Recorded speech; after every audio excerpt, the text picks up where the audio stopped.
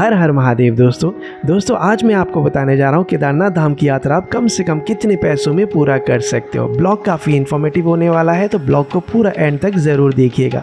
यहाँ पे मैं आपको अपना पर्सनल यात्रा का एक्सपीरियंस भी शेयर करूँगा। चैनल पर नए हैं तो सब्सक्राइब ज़रूर कर दीजिएगा बेल आइकन को दबा कर, क्योंकि इस तरह के ट्रैवल रिलेटेड वीडियोज़ मैं अलग अलग जगह घूम के सिर्फ आपके लिए लाता रहता हूँ। तो ज़्यादा बातें ना करते हुए जल्दी से स्टार्ट कर देते हैं ब्लॉग को।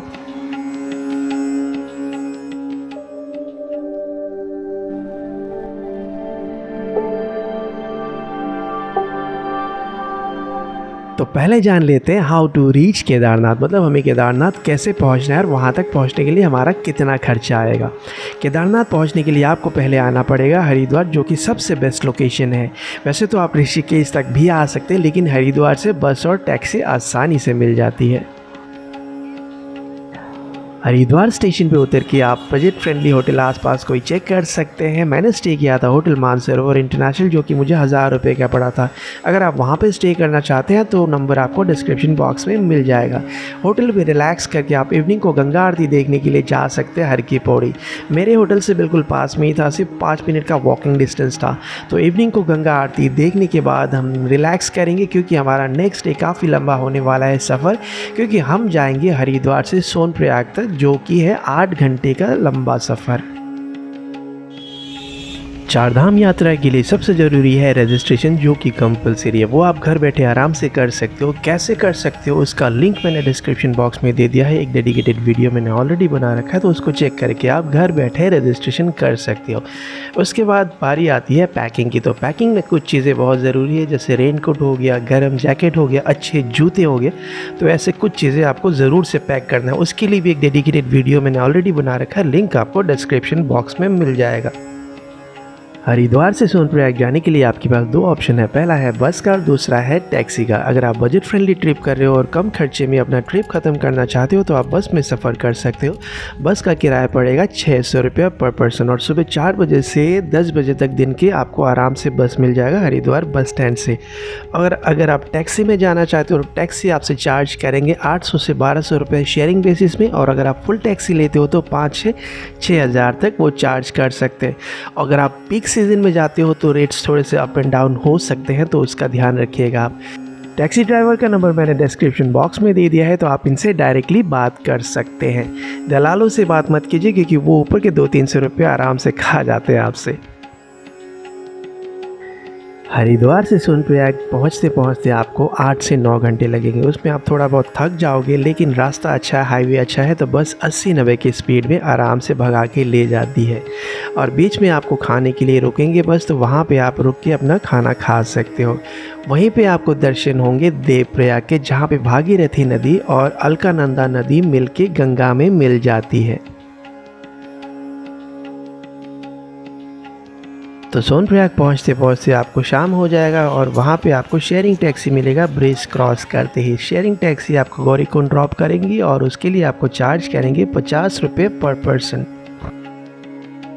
तो मैं मान के चलता हूँ कि आप एक बजट ट्रैवलर हैं और आप बस में ट्रैवल करने वाले हैं। तो बस का जो आपका कुल खर्चा आएगा हरिद्वार से सोनप्रयाग तक 600 रुपये, और सोनप्रयाग से गौरीकुंड तक 50 रुपये। तो हो गया 650 रुपये जाने का, 650 रुपये आने का। तो टोटल हो गया आपका 1300 रुपया आने जाने का। तो अब बात करते हैं गौरीकुंड में रहने की हमारे पास क्या ऑप्शंस हैं और वहाँ पे रेट्स क्या होते हैं। तो गौरीकुंड में आपको रहने के लिए बिल्कुल दिक्कत नहीं होगी। वहाँ पे काफ़ी सारे dormitories, hotels, home stage available होते हैं। रेट्स अलग अलग हो सकते हैं। मैंने स्टे किया था डॉर्मेटरी में, और वहाँ पे रेट पड़ा था मुझे पर बेड 800 रुपया। आसपास काफ़ी सारे रेस्टोरेंट्स भी हैं, होटल्स भी हैं, तो खाने पीने के लिए भी आपको कोई दिक्कत नहीं होगी। गौरीकुंड में रहने का यही फ़ायदा है कि सुबह सुबह आप अर्ली मॉर्निंग अपना ट्रैकिंग मतलब यात्रा शुरू कर सकते हो। लेकिन ध्यान से गौरीकुंड से जब भी आप निकले, पहले वहाँ पे कुंड पे स्नान ज़रूर कर लीजिएगा, क्योंकि शिव के दर्शन करने से पहले गौरीकुंड में स्नान करना बहुत ज़रूरी माना जाता है। गौरीकुंड से यात्रा आप जितनी जल्दी सुबह शुरू करेंगे उतना ही अच्छा है। सुबह 3 या 4 बजे अगर आप शुरू करते हैं तो बहुत ही अच्छा रहेगा, क्योंकि धूप निकलने से पहले आप काफ़ी जगह कवर कर लेंगे। वैसे तो कहने के लिए गौरीकुंड से केदारनाथ धाम की जो यात्रा है वो 16 किलोमीटर कहते हैं, लेकिन वो 16 किलोमीटर पुराना वाला रास्ता है। आपदा आने के बाद ये रास्ता चेंज हो गया है, और अभी जो किलोमीटर है वो 22 से 23 किलोमीटर है टोटल गौरीकुंड से केदारनाथ धाम तक।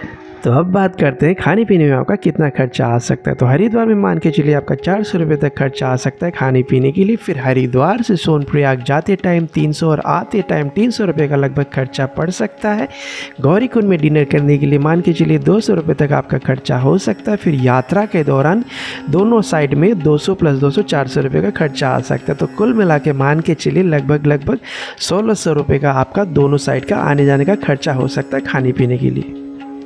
खाने पीने का अगर खर्चा आप थोड़ा सा कम करना चाहते हो तो आप साथ में ड्राई फ्रूट्स ज़रूर कैरी कीजिए और साथ में बिस्किट्स के पैकेट्स और कैंडीज़ आप ज़रूर साथ में रखिए, तो वो आपके लिए काफ़ी हेल्पफुल रहेगा। बाहर का खाना जितना कम खाएंगे उतना आपका पेट ख़राब नहीं होगा, तो वो भी एक अच्छी बात है और ख़र्चा भी आपका बच जाएगा। पानी का एक बोतल आप साथ में रखिए और बीच में आपको झरने मिलेंगे, वहाँ से आप बार बार पानी भर सकते हैं क्योंकि पानी का बोतल वहाँ पर काफ़ी महंगा मिलता है। तो हनुमान चिट्ठी पहुँच गए हम लोग चलते चलते। ऐसे चलते चलते मंदिर दिख जाता है ना, एक अलग ही शांति मिलती है, लगता है कि ऊपर वाला साथ में है। जो पैदल जाने के लिए सक्षम नहीं है तो वो खच्चर और पालकी का उपयोग कर सकते हैं। जो गवर्नमेंट ने रेट फिक्स किया हुआ है खच्चर के लिए 1700 रुपये और पालकी के लिए 6000 रुपये।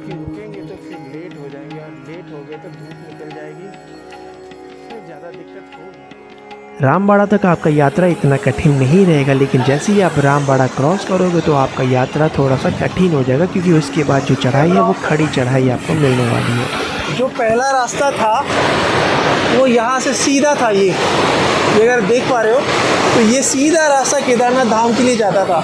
जब बाढ़ आई तो ये सब बह के सब कुछ टूट के ख़त्म हो गया। अभी ये नया रास्ता यहाँ से बना है, तो पहले ये वाला रास्ता। यात्रा के दौरान आप रेनकोट और सनग्लास और कैप ज़रूर रखिए क्योंकि अचानक से यहाँ पे धूप बहुत निकल जाती है और अचानक से यहाँ पे बारिश हो जाती है, तो मौसम का कोई भरोसा नहीं है यहाँ पे।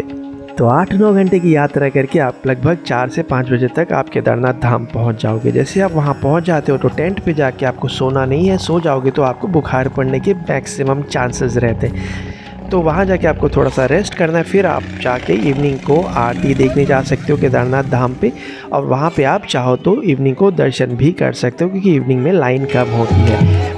अगर आप पहले दिन किसी कारण से दर्शन नहीं कर पाए तो अगले दिन आप सुबह सुबह अर्ली मॉर्निंग 4 बजे लाइन लगा के दर्शन करके गर्भगृह के अंदर जा सकते हैं। तो जल्दी लाइन लगाएंगे तो दर्शन भी जल्दी हो जाएगा और उसी दिन आप वापसी गौरीकुंड तक प्लान कर पाओगे। तो अब बात करते हैं केदारनाथ धाम में हमारे लिए रहने के लिए सबसे सही और सस्ता ऑप्शन क्या है और यहाँ पे खाने पीने के क्या खर्चे आएंगे।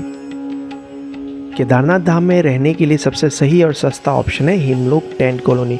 हिमलोक टेंट कॉलोनी में अगर आपको बुक करना है तो आपको बुकिंग GMVN के थ्रू ही करना पड़ेगा ऑनलाइन, और यहाँ पे आपको पे करना होता है 850 रुपये पर नाइट, जिसमें डिनर भी इंक्लूड होता है। काफ़ी सही और काफ़ी साफ़ सुथरा है। यहाँ पे बेड मिलता है, साथ ही साथ आपको ब्लैंकेट भी मिलेगा और कॉमन वॉशरूम मिलता है, पास में ही होता है।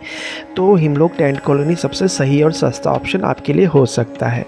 चार्जिंग के लिए यहाँ पे आपको एक कॉमन पॉइंट मिलता है, आप अगर चाहो तो साथ में मल्टीप्लग रख सकते हो जिससे आप 2-3 चीज़ें एक साथ चार्ज कर पाओगे।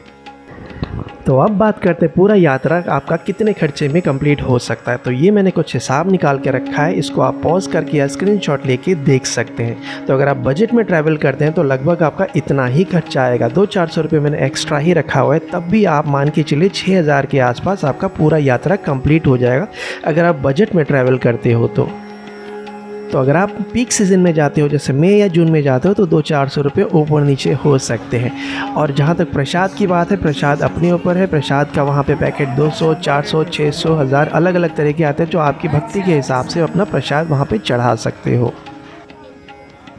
मैं उम्मीद करता हूँ कि आपको इस वीडियो से काफ़ी मदद मिली होगी और आपको आइडिया लग गया होगा कि आप कम से कम कितने खर्चे में केदारनाथ धाम की यात्रा प्लान कर सकते हो।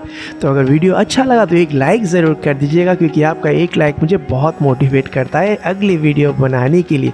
और साथ ही साथ अपनी फैमिली, अपने दोस्तों के साथ वीडियो को शेयर कीजिए जो कि केदारनाथ धाम आने का प्लान कर रहे हैं, और सब्सक्राइब करके बेल आइकन को दबा देंगे तो मेरे आने वाले वीडियोज़ आप तक पहुँच जाएंगे, क्योंकि मैं अलग अलग जगह घूम के इस तरह के ट्रैवल वीडियो सिर्फ आपके लिए लाता रहता हूँ। तो मिलते हैं नेक्स्ट ब्लॉग में, तब तक खुश रहिए, आबाद रहिए, हंसते रहिए, आसपास सफाई बनाए रखिए। हर हर महादेव।